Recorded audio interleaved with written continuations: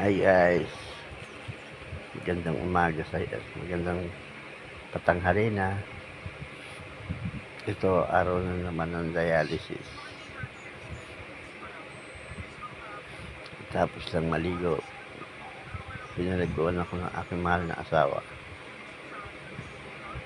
Kasi nga, hindi na ako makatayo mag-isa. Hindi ko na kaya magpaligo mag-isa. Salamat sa aking asawa. Hindi na rin makakain na maayos. Gawa ng aking ngala-ngala. Ayan.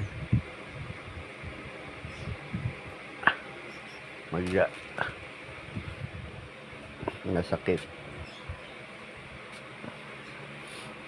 Hindi ko alam kung bakit. Magpa-check up ka naman, mahal. Papasa Diyos ko na lang. May awa ang Diyos. Kaya niyang paggalingin pa yan.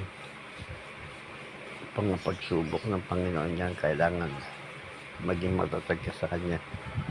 Huwag kang bibitiw sa Kanya.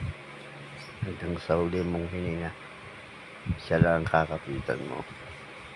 Mga material na bagay, wala yan.